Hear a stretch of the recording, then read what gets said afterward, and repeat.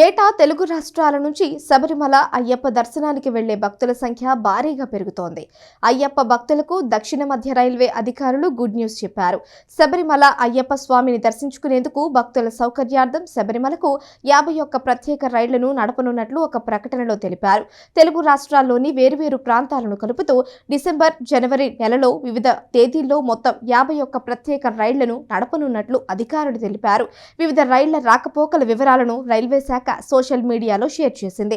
ఈ ప్రత్యేక రైళ్లలో first AC, second AC, third ఏసీతో పాటు స్లీపర్, సెకండ్ క్లాస్ కోచ్లు ఉంటాయని రైల్వే అధికారులు తెలిపారు.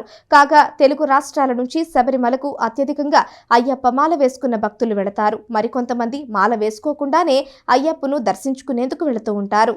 ఈ నేపథ్యంలో ప్రత్యేక రైళ్లను అధికారులు అందుబాటులోకి తీసుకురావడంపై భక్తులు ఆనందం వ్యక్తం చేస్తున్నారు.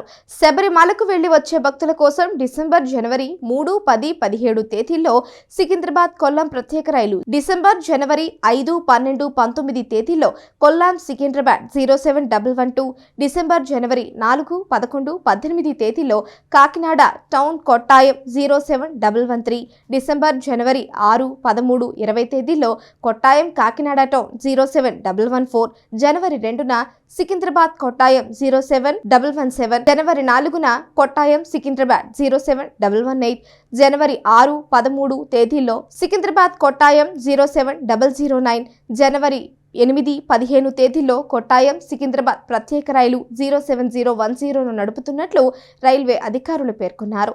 అయ్యప్ప భక్తులు ఈ అవకాశాన్ని సద్వినియోగం చేసుకోవాలని అధికారులు కోరారు.